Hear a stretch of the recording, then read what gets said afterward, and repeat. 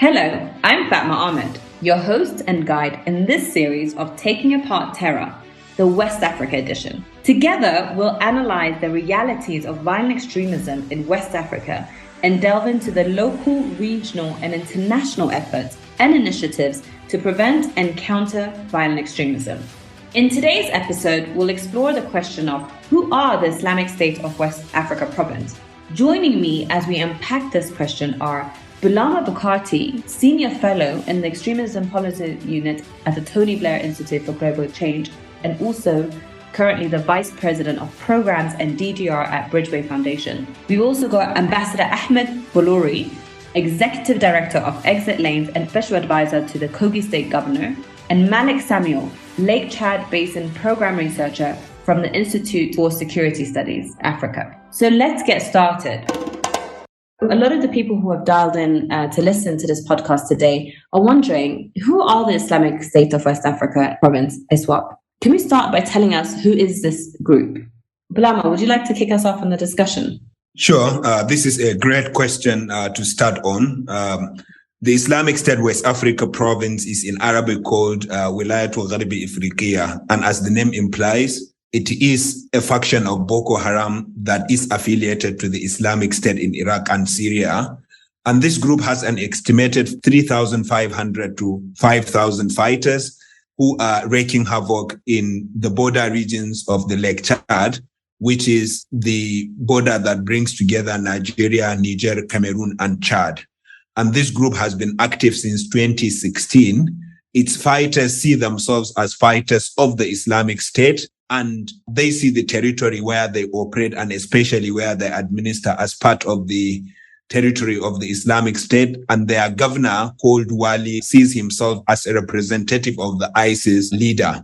And this group is different from other factions of Boko Haram because, as we would come to know, there are three factions. This group in particular is notorious for focusing attacks on security forces, government officials, and civilians that it defines as enemies. But they do not attack civilians generally as other factions of Boko Haram do. And therefore, they are engaged in this dangerous game of winning the hearts and minds of locals, not only through preaching, but also through charity, through administration, building infrastructure, and the likes. And that's Islamic State West Africa province in short. Thank you, Bulama. Very clear. So, of course, often people wonder, are they related to Daesh? What is the distinction here? Would someone be able to expand on the difference between ISWAP and how do they relate to Daesh? Sure. So Daesh, that's the Islamic State in Iraq and Syria, whose Arabic name is Daesh, has a global agenda. It is a group that sees itself as a collection of people who want to dominate the whole world. And therefore, they have been commissioning affiliates, calling them provinces across the globe. And part of that is Africa. In West Africa, they succeeded in recruiting Boko Haram, a Nigerian group that has been active since 2003, but became violent in 2009. They got allegiance from Boko Haram in the year 2015. And from that period, Boko Haram's name changed to Islamic State West Africa province. And as it is now, the way they are related is that, as I said on the top, ISWAP sees its territory as an extension of the ISIS territory. And its fighters see themselves as part of the ISIS caliphate. And the way they support each other is that when Boko Haram attacks locally, when ISWAP attacks locally, they allow the Islamic State in Iraq and Syria to take credit for the attack. In return, ISIS helps them with trainings, with theological guidance, sometimes with finances, but also with settling disputes amongst ISWAP's ranks. And so you could say it is a symbiotic relationship which allows ISIS to use attacks by ISWAP to claim this global brand that it is hungry for, but also allows ISWAP to get resources, validation, and theological guidance from ISIS. Thank you, Bulama. So clearly, they are interrelated in the sense of being able to benefit from their training and ideologies, but still retaining their regional identity. Malik, maybe you can explain to us, has it always been this way? What is the history of ISWAP and how did they emerge? And how is it different today?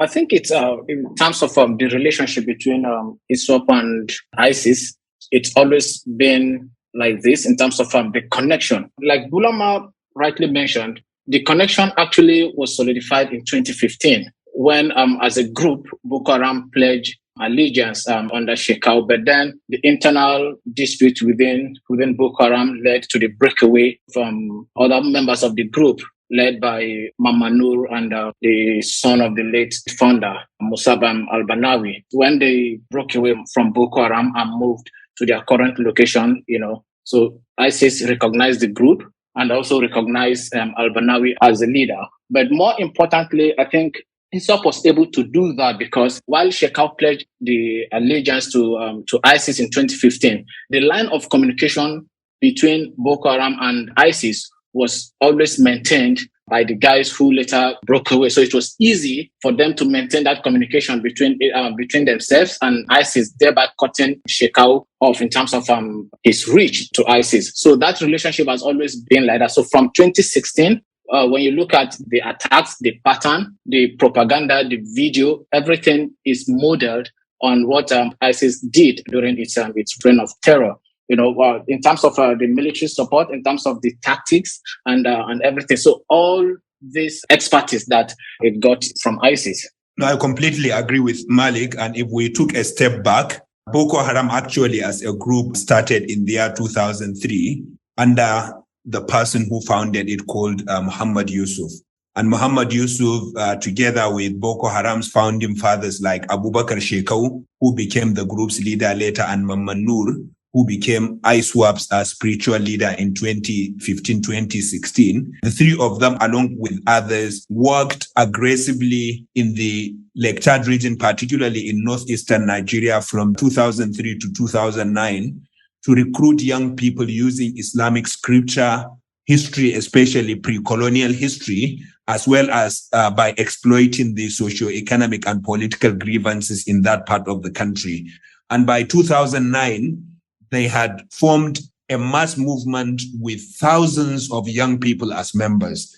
In that 2009, they clashed with Nigeria's authorities, where hundreds of members were killed, and including the group's founder and leader, Muhammad Yusuf. And from that moment, Abu Bakr Shekau took over as the leader of the group and continued to spearhead Boko Haram's activities, assassinations, especially of politicians and renowned Islamic clerics, and then later led the group's insurgency in the northeast. And by 2015, Abu Bakr Shekau was courted by ISIS, and he ended up pledging allegiance to ISIS, which then changed Boko Haram's nomenclature from Jama'atu Ahli Sunnah Lid-Da'wati wal Jihad, which is their official name, to ISWAP, the Islamic State West Africa province. And Shekau's designation also changed. He was the Imam of Boko Haram, the overall leader, that is before 2015 when he pledged allegiance. But after pledging allegiance, he became Wali, that's governor of ISIS in the Lake Chad region. Fantastic interventions on both sides. I actually wanted to probe a bit further because, Bulama, you just talked about, the chronological history of ISWAP, but the fact that there are also three major groups, Boko Haram, who's affiliated, whose pledged allegiance is to Al-Qaeda, ISWAP with Daesh, and so forth. But it's currently in the context of the Lake Chad Basin. Is ISWAP the only violent group in the region, or are others still operating in the region? And that's for any of you to respond to. No, I mean, ISWAP is the biggest group, as Malik pointed out, in the Lake Chad region, but also is seen as the most successful ISIS affiliate in Africa. And that's why in places like the Sahel, Mozambique, the DRC, what ISIS is trying to do is to roll out the ISWAP model. But to your question, Fatma, ISWAP is not the only group operating. Along ISWAP, the Shekau faction of Boko Haram does have a couple of hundreds of fighters. You could say even 1,000 fighters that are fighting in the Lake Chad region. Thank you so much, Bulama. That was very interesting, especially in the sense of understanding how their modus operandi is different from other groups, in particular Boko Haram in this case. So, Ambassador Bolori, we've just heard from both Malik and Bulama speaking about some of the differences of ISWAP and Boko Haram, and also learning about how their modus operandi in the region. It would be great to hear from your perspective on what is being done at a state level and what differences you're also seeing in the response to addressing ISWAP and other violent extremist groups.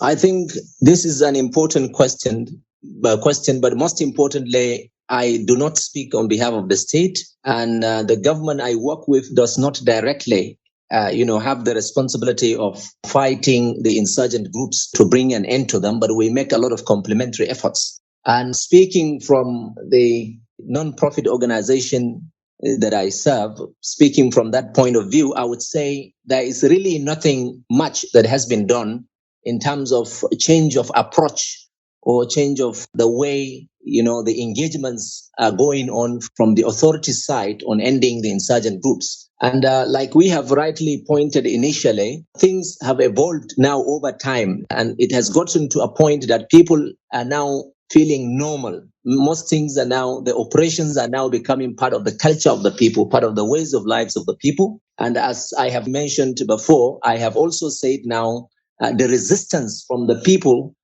in terms of making efforts, even in terms of criticizing government to ensure that all these things fall in place now are only done by few people. Thank you, Ambassador. Bulama, you wrote about this as well, I think your title was, "It's a bit tricky," when exploring the differences between ISWAP and Boko Haram. What are some of your own observations to complement the ambassador? There is a clear difference between Boko Haram's tactics. When I say Boko Haram, I mean Shekau's Boko Haram, and ISWAP. And what you would expect from the Nigerian government and its partners would have been a tailored approach towards each of the factions. For example, ISWAP, in my opinion, presents a bigger challenge in the sense that it is engaged in the battle for the hearts and minds of people. It is portraying itself to be civilian friendly. And if you want to defeat a group like that, you would have to continue the military effort, but also do more of civilian military engagement, do more of addressing the root causes, such as the socio-political grievances, the historical factors that are being exploited, so that you would end up winning the battle for the hearts and minds. Of course, one important thing in this battle for the hearts and minds is working with mainstream Muslim clerics in the fight against ISWAP, because ISWAP presents itself as the correct interpretation of Islam and as the representative of original Islam. No, thank you, Bulama and Ambassador Bolori. I think what you both have managed to do is describe what the complex context is, not only in Nigeria, but the broader Lake Chad Basin, and that there are opportunities of exploiting this rivalry between the two groups. And of course, in the subsequent episode, we will be talking about some of the programmatic interventions that exist, the importance of including communities, but also how ISWAP and other groups act as a service delivery to the community, and how can we counter some of those efforts. So with that in mind, and looking at the context of the broader Lake Chad Basin and how ISWAP has been evolving and the historical differences of where the allegiances are, what are some of your final recommendations and reflections for those listening in to this first podcast series on this topic? What should they take away, and what are some of the things that you want to leave them with? Perhaps, Malik, you want to start us off with your reflection. Thank you very much. I'd like to, I think the last point made by Bulama for me makes a whole lot of sense. The approach, what we've seen from whether JAS or ISWAP over the years, is that whatever strategy the military or the government puts in place, these groups always adapt to whatever strategy is put in place. So there's a need for government to always, I think, be a step ahead. It's true that military operation is important, but what the Lake Chad Basin has shown is that that is not a solution that is viable, that is lasting. Military operations alone cannot end violent extremism. So what you need to do is to look at the other options, the soft options that will complement the military operations. As Bulama mentioned, the need to involve religious leaders at the community level. I think you also need to involve community leaders, whether religious or political, but it is important that you involve community members in whatever approach you're putting in place, because you cannot alienate them. If ISWAP is involved in the winning of the hearts and minds of these people, and you rely alone on military operations, you definitely will make it easy for ISWAP particularly to be able to recruit these people and reach out to these people, which is specifically what the group, the group is trying to do. So I would say relying on military solutions alone is or heavily is not the way to go, because this conflict has evolved over the years. So we need to also evolve our strategy to also look at other softer approaches in dealing with the issues, especially we look at the issues of governance, because that is key in how ISWAP is able to reach people. The lack of access to basic amenities, infrastructure, especially in remote villages where it is difficult for government to establish any sort of presence. So it is important that government is able to reach people in these areas with concrete steps in order to counter whatever approach or whatever benefit these people seem or feel they get from ISWAP. Thank you. Thank you, Malik. Very concrete recommendations and reflections of how to counter ISWAP. Ambassador Bolori, do you want to complement and also share some of your learnings and takeaways for this podcast? It is very important to note that this battle is taking different shapes and different dimensions. It is no longer what is known. For instance, now, what the public know, what the layman knows is just Boko Haram. And here in this, our interaction, we are discussing about the group splitting into three. The Shekau, the ISWAP, and the other ones. This means there is a lot that has to be done on the part of the people. The public should also be aware of how these people operate and how they do most of the things to be able to block, most importantly, their source of recruitment, because a lot has to be done in the counter-narrative aspect, because you cannot say right now as we speak, the authorities have said that they have accepted over 20,000 repentant Boko Harams over this period. And still, we still have fighters and killings are ongoing, bombings are ongoing. Yes, of course, there is a significant reduction in most of these things, which could possibly be credited to the repentance and the rehabilitation programs. But most importantly, there is need to invest a lot in the counter-narrative aspect, because these same people, in some communities, yes, they forcefully get people to recruit them into their evil doings. But in some other places, the narratives they pass on to the people and how they engage people in a psychological way is something that requires a serious attention and much investment in that to build on the counter-narrative mechanism and to expand it even larger and to continue to expose their mode of operation, engagement, and even recruitment and expansion. Thank you so much, Ambassador. And you touched upon so many new elements, the importance of the counter-narrative efforts, but also about learning from previous experiences that have been successful where the communities are experiencing, relatively peace. How do we learn from that and continue to be adaptable and evolving? No, if I may, I would just want to make a few quick points as my ending reflections. The first is to say that if you looked at the data, you would see that the number of fatalities have fallen last year and the first 6 months of this year. That's partly because of Nigerian and the Lake Chad region government's security efforts, but it is mainly because of ISWAP's deliberate effort to not target civilians. And unfortunately, what that false in number does is that it gives us this false sense of safety or security. When in actual fact, as we speak today, ISWAP is holding significant portion of Nigeria's territory, and they are implementing what they call their own version of Islamic law, building infrastructure and helping communities. I mean, the fall in numbers, in fatality numbers may be good for the short term, but it is a very dangerous thing in the medium and long term for ISWAP to continue to win over civilians. The second is, I think it is important for governments across the Lake Chad region to understand that no single country can succeed in this war. They have got to work together, not just in the security and intelligence front, but also in addressing the grievances. And finally, I think it is good for the Nigerian government to see international humanitarian organizations as partners in this fight. And I can tell you, as someone who travels frequently to the field, organizations working on the ground are doing a great job in helping communities. And without that help, communities will become more vulnerable to Boko Haram's recruitment and they will end up joining Boko Haram. Thank you so much, Bulama, for those really succinct recommendations and reflections and really emphasizing the importance of partnership and those with various different stakeholders, including the humanitarians, to respond to the community needs. That's it for today's episode. But thank you so much, Bulama, Malik, and Ambassador Bolori, for helping us guide us through these discussions. In the next episode, we'll be asking, what do ISWAP say and what do they do? Please follow or subscribe so you don't miss an episode. I'm Fatma Ahmed. Until next time, goodbye.